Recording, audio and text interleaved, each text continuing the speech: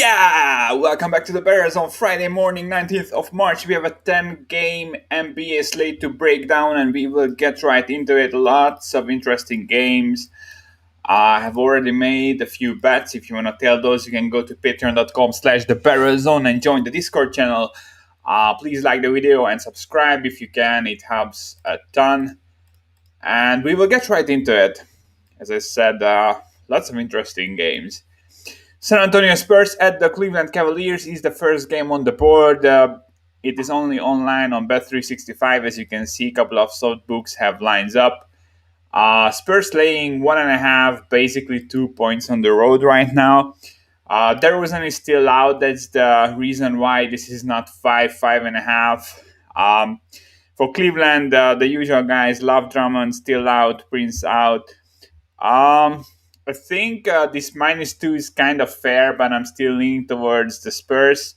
Both teams are like just 5-5 in the last 10, but the Spurs had multiple COVID-related absences, and they also faced a tough recent schedule. And if you look at the big picture, I mean, you are still getting basically a pick'em with one of the playoff in the West. Spurs are sitting in the seventh seed right now, while Cleveland is sitting with the worst point differential through the entire season.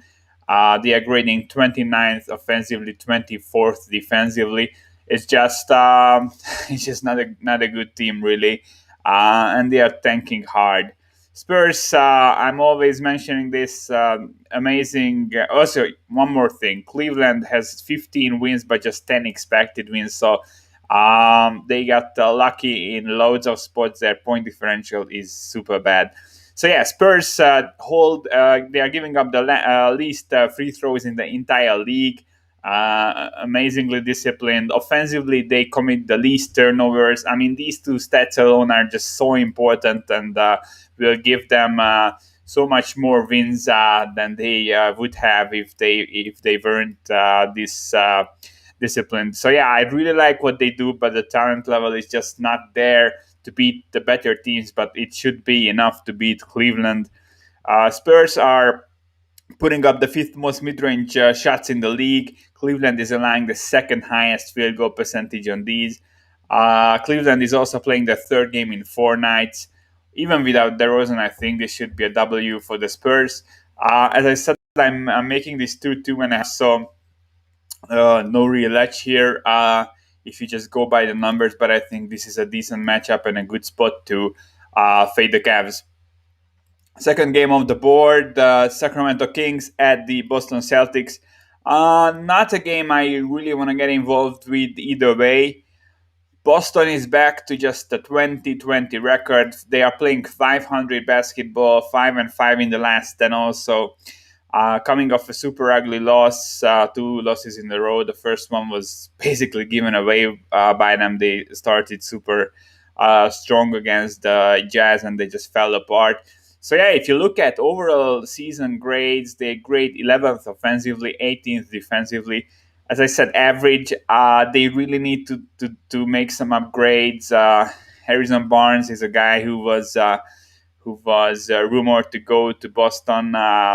Another player, Jeremy Grant, who is another trade rumor connected to the Celtics. But at this point, I'm not sure they should make a trade. I mean, either of those guys will help, but I'm not sure they will be a difference maker on this team. I see many issues right now. I won't go into these, but these last few games have been really underwhelming. Kings, on the other end, we don't know where they want to go. They are just a few losses off bottom 3 spot. Although, I mean, a playoff appearance is not out of the question if they get their shit together. So, I don't like either side. I think the spread at 7 is 100% correct. Kings grade as the worst defense in the league, as I said, but the 10th best offense. Basically, their offense is slightly better than Boston's pretty consistently.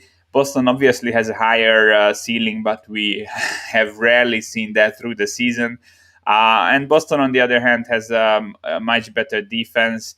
They grade third in offensive rebounding, while the Kings are fifth worst in defensive rebounding. Overall, I think it's a pretty decent offensive matchup for both, as both teams are efficient when it comes to making mid-range jumpers that they prefer, but neither team is a good defense against them. So yeah, Boston ceiling way higher, but I'm not sure if we get the ceiling version of of the Celtics this season. I'm skipping this one. I'm making it 7. That's the market number. Next game is also one I'm skipping. Golden State basically decided to punt this game against the Memphis Grizzlies.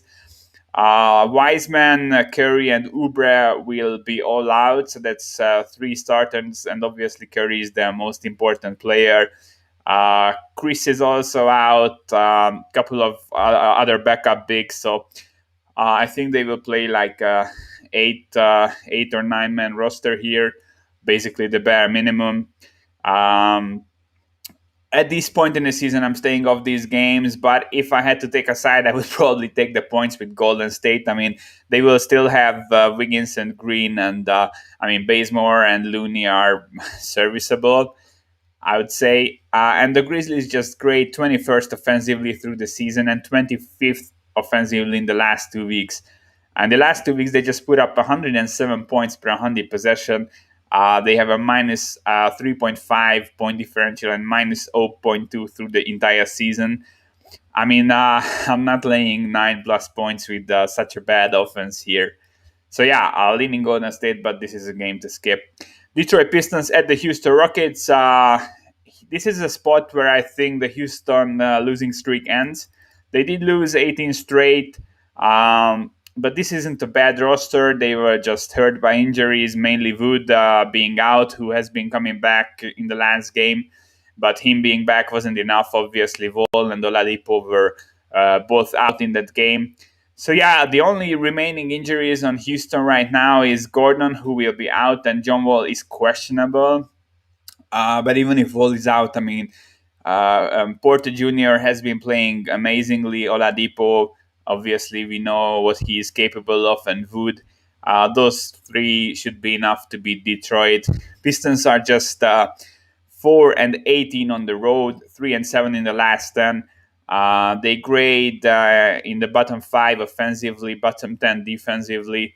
I don't think they have as much talent as Houston does, and Houston is at home, no back-to-backs in sight. I also like that Wood already had a game to just get back into rhythm. I kind of want a better line than this, though. So I think Houston as a slight favorite is okay. But if I'm backing a team on an 18-game losing streak, I want a discount, and this isn't a discount for me. But I think sharper books will probably trade this towards a pick'em, more towards a pick'em. So I'm waiting if I'm getting a discount on Pinnacle on Chris compared to this number. I will be backing the Houston Rockets. Utah Jazz at the Toronto Raptors. This is a game where I have a pretty big edge on the Toronto Raptors, but I won't be playing them. I'm making this between Utah 3.5 and 4, so 5 would be an edge for me for sure, and it's a sizable one. But I think you have to factor in lots of things. So first of all, Utah is playing their 3rd game in 4 nights in the back-to-back. They lost to the Wizards last night, which is pretty insane. Mitchell played 39 minutes, super high. Others around 30 to 35. So pretty high load on the road, back-to-back 34.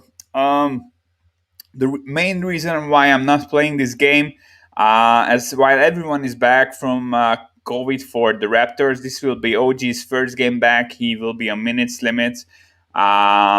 We've seen Siakam and Fred back one game, but they were super off. I think their minutes won't be sky high either. So yeah, I think I will just wait a few games until everyone gets back to a tip-top shape, and I think there will be spots to back the Raptors. I mean, overall, I think they are a pretty decent team, and it's just not the right spot yet. And the matchup is also pretty bad. So the Jazz are grading seventh in offensive rebounding and 12th in free throw rate on the offensive end. The Raptors defensively grade 29th in rebounding and 30th in free throw rate. So Jazz will get all the rebounds, all the free throws, and that's just too much for me. Also, I'm always saying against the Raptors, if you have a good perimeter defense and you can stop the threes, you will be able to beat them. And the Jazz allow the seventh lowest field goal percentage from 3 point range. So I don't think the usual Utah game plan will work, and this is really just another matchup for Gobert to dominate. Jazz are also 5-1 ATS on back-to-back so far this season. They are traveling super efficiently. Coming off a bad loss, I think they will want to roll. So yeah, I have a number edge on the Raptors, but I think if you factor in everything, that Siakam, OG, and Fred are likely not at 100% yet, then I think I can get to this number and I'm fine passing this game. Next game, Brooklyn Nets at the Orlando Magic. Brooklyn just laying 8.5 points. This is a game where I have a big edge. I'm making this 10.5. I think Brooklyn is a side here, and I think you should consider a bet on them. KD and Griffin are still out, but Kyrie is probable unless something happens. Something unexpected. He will play. Obviously, unexpected things always happen this season, but I'm kind of banking on Kyrie playing. On the other end, lots of injuries. Gordon and Fournier played last night, but both were questionable. Both are not 100%, so they have minor injuries, and both are involved in trade talks. I'm expecting at least one of these guys to sit out, but I'm probably thinking both will sit this one out. So we don't have an official injury report yet, as the Magic are on a back-to-back. We travel also, but I think Gordon and Fournier will both sit, or at least one will sit. Michael Carter-Williams is out with an illness. Ross was out last night with a sore knee. Cole Anthony out indefinitely. Obviously, Files out for the season. So yeah, they are super thin at guard. We will see if Ross will try to play tonight. I think they will be very short-handed either way. Magic lost 9 straight. They are one of the kings of tanking. I think they are really trying to lose as much games as possible. On the other end, Nets won 6 straight, 9 of the last 10. Offensively, they grade in first in points per possession. Defense has been getting way better recently. They are grading in the top 10 in points per possession allowed in the last 2 weeks. Magic, they grade 27th offensively, 13th defensively. Just nothing coming together. In the last 2 weeks, they grade as the worst offense in the league, putting up less than 100 points per 100 possession, while in the same stretch, Brooklyn is putting up 17 points of differential between these two squads per 100 shot attempts. That's insanely high. So yeah, I think the matchup is great. Brooklyn will do the Brooklyn things and get the W and probably cover. I think 8.5 isn't enough. You will see guys scratched, and once the injury report comes out, I think this will go above 10.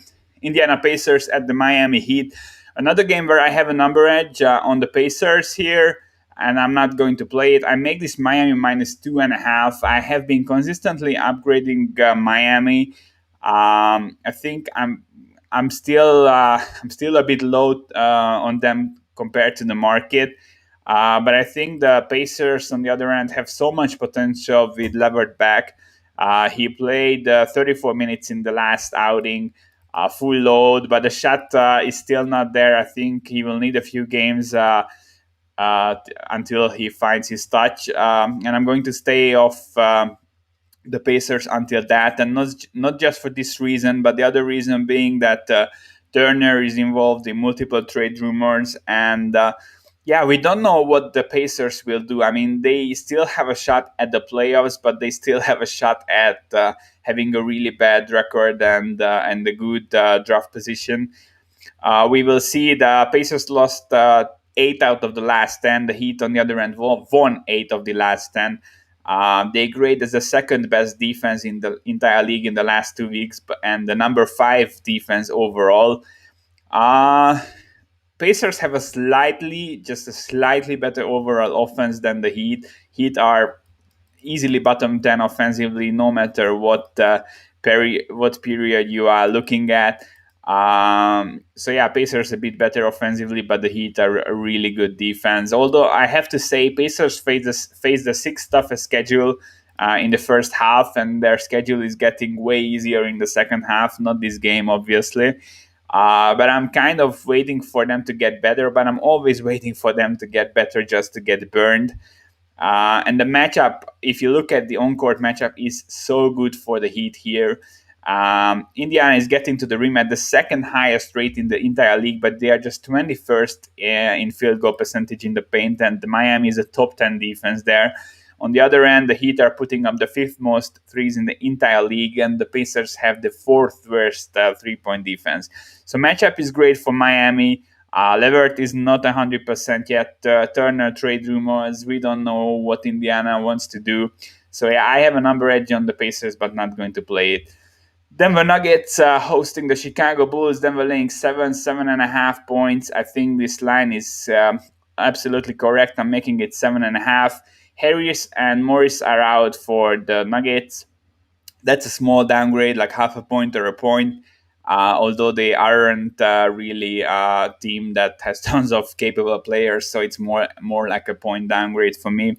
Bulls are playing the third game in 4 nights. This is really a spot where I'm backing the Bulls usually. I have been talking about this, that I don't like them as like home favorites, laying points, stuff like that. They are great as road dogs. But this isn't really a matchup where I want to step in front of the Denver train right now.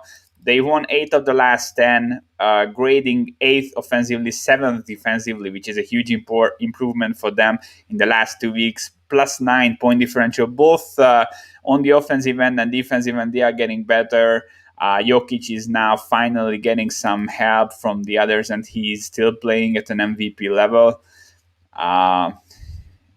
I think while I have I have a case for the Bulls. They have the second best defensive rebounding in the league, and it's consistently amazing.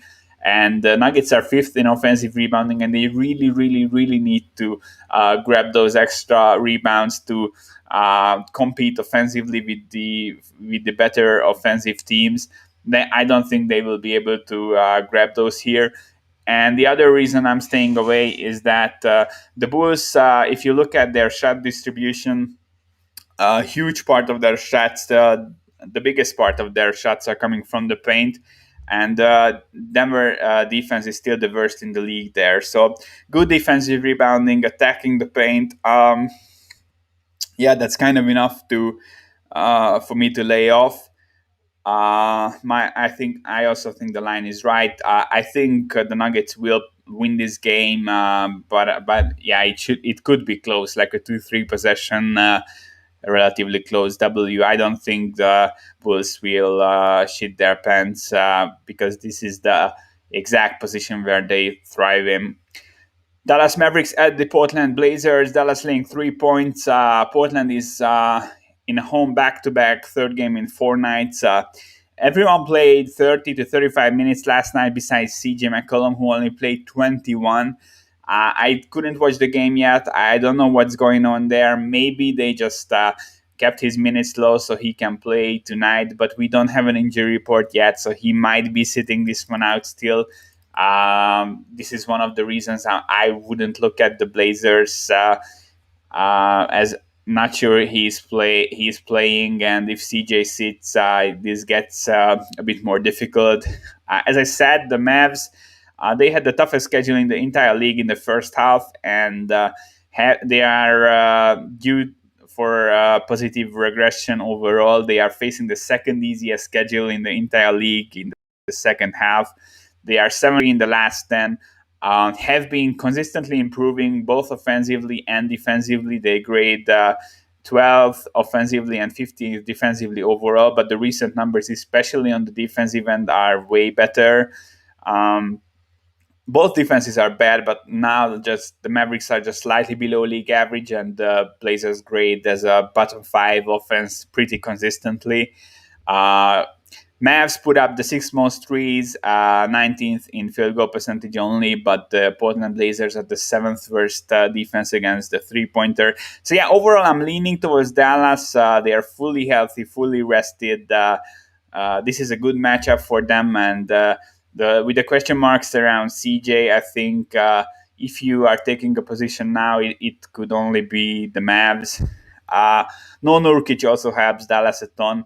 Portland will still have probably a slight rebounding edge, but I mean, yeah, I don't think it will be enough to get the W for them here. Minnesota Timberwolves at the Phoenix Suns. This is the second game of a back-to-back set between these two. In the first game, the Suns closed as an 11-point favorites. They lost outright by 4 points. They just shit the bed.